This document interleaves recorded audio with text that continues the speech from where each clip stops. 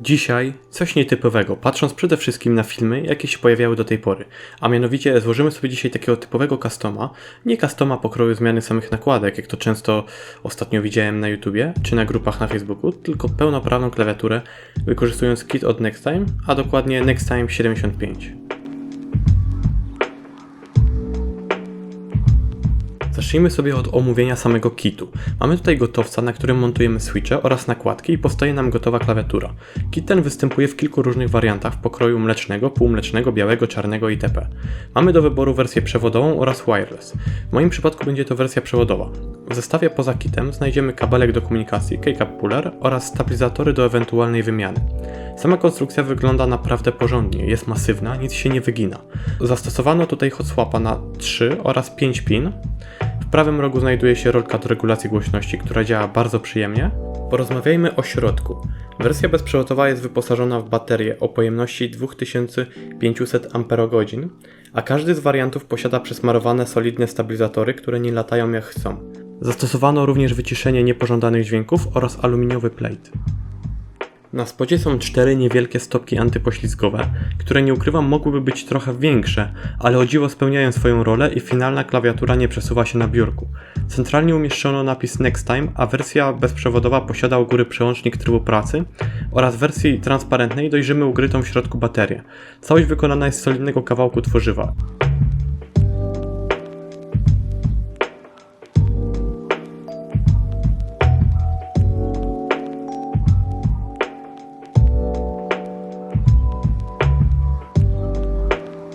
Podświetlenie dzieli się tutaj na strefę górną, czyli ta, która znajduje się pod przyciskami, i tą dolną, ewentualnie nazwać można ją boczną. Obie strefy są niezależne względem siebie. Do zestawu również dostępna jest aplikacja, ale jest ona dosyć uboga i w zasadzie wszystko, co w niej znajdziemy, możemy ustawiać za pomocą samej klawiatury. Dodatkowo występuje ona tylko w chińskiej wersji językowej, co jest dodatkowym utrudnieniem podczas korzystania z niej. Do tego zestawu postawiłem na switche od Keil, a dokładnie Keil Box Burnt Orange. Switche te to nic innego niż 60-gramowe tactile z dosyć ciekawym feelingiem, który jest niespotykany na polskim rynku. Nie mogłem oprzeć się i nie przesmarować przełączników, co możecie akurat podziwiać.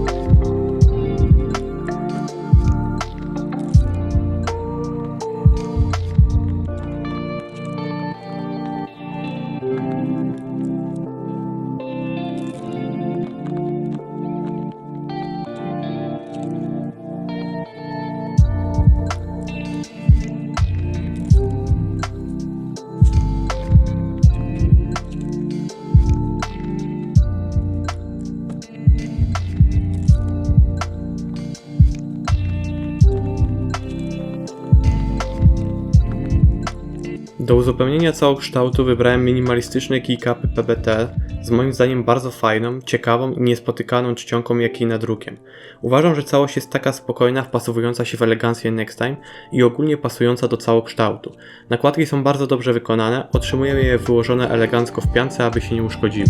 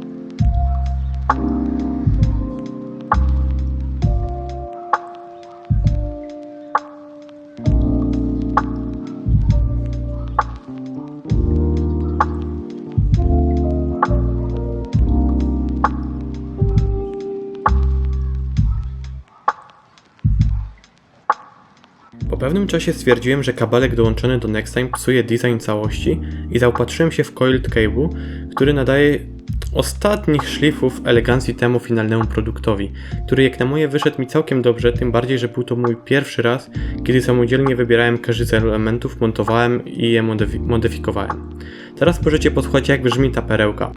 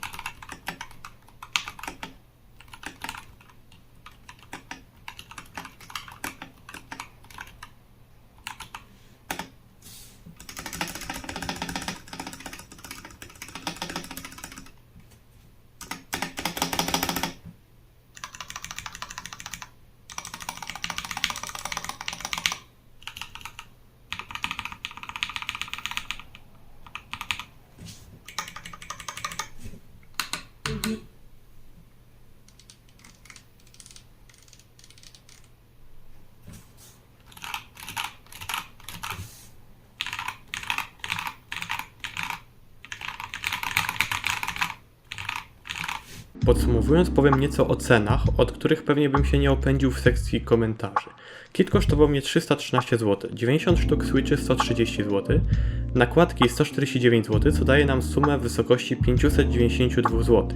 No właśnie, bym zapomniał o kablu, który dokupiłem. Koszt takiego to niecałe 50 zł, a więc z całością zamknąłem się w 642 zł. Czy było warto? To jest bardzo dobre pytanie. Dla zwykłej osoby, dla której liczy się tylko to, żeby klawiatura działała, oczywiście, że nie. Ale dla mnie, czyli osoby, która chce posmakować świat klawiaturkowy, to uważam, że tak. Sam wybór odpowiednich switchy za pomocą testera, czy potem smarowanie ich i finalne składanie całości po raz pierwszy sprawiało mi sporo radości. a jakość i efekt finalnego produktu porównując do gotowych rozwiązań dostępnych na rynku, to niebo a ziemia. Otrzymujemy wszystko, co tak naprawdę potrzebujemy. Typowo pod swoje preferencje oczywiście. Hot swap jest, podświetlenie jest, możliwość jego wyłączenia jest, rolka do audio jest, aplikacja po chińsku, ale jest. Największą robotę robi tutaj sam kit, na którym z aktualnej perspektywy patrzę jako rzecz, na której nie ma sensu za dużo oszczędzać, budując klawiaturę, bo zawsze możemy zdjąć nakładki i wymienić switche na inne i spróbować zupełnie czegoś innego lub zmienić całkowicie charakter naszego builda.